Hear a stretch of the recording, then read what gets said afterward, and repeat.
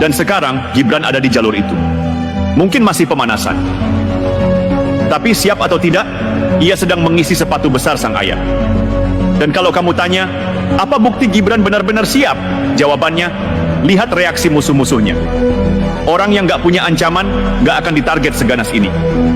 Gibran difitnah, dihina, dibully, direndahkan, bahkan sekarang mau dimakzulkan. Bukan karena dia gagal, tapi karena dia berhasil menciptakan rasa takut. Rasa tidak nyaman dari status quo. Dan status quo ini, teman-teman, gak suka diganggu.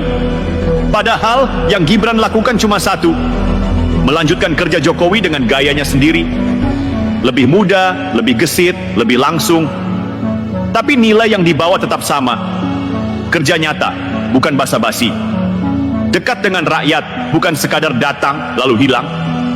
Ketika Gibran datang ke Tabalong, ketika rakyat ramai menyambutnya, ketika para emak-emak berebut selfie, ketika petani senyum tulus melihat pemimpinnya datang tanpa pengawal berlebihan, itu bukan sekadar seremoni. Itu momen politik, itu pesan. Pesan bahwa rakyat sudah bisa membedakan mana pemimpin sungguhan dan mana pemimpin hasil branding. Dan itulah alasan paling jujur kenapa mereka mati-matian menjegal Gibran. Karena Gibran terlalu asli. Dan keaslian itu nggak bisa dibeli, nggak bisa ditiru, dan nggak bisa dikendalikan. Mereka nggak siap menghadapi generasi baru yang nggak bisa mereka pegang. Itu masalah utamanya. Dulu politik diatur dari ruang-ruang tertutup. Meja-meja pertemuan, asap rokok politik, tawar-menawar jabatan. Tapi sekarang, tiba-tiba muncul sosok yang justru dapat kekuatan dari bawah. Dari rakyat. Bukan dari kongres, bukan dari elit, tapi dari suara-suara yang tak pernah diundang ke panggung. Gibran adalah perwujudan dari apa yang paling ditakuti oleh elit lama. Anak muda yang gak tunduk, tapi juga gak melawan secara frontal. Dia hanya jalan sendiri. Dan anehnya, itu cukup untuk membuat orang-orang yang merasa senior jadi gerah. Karena apa?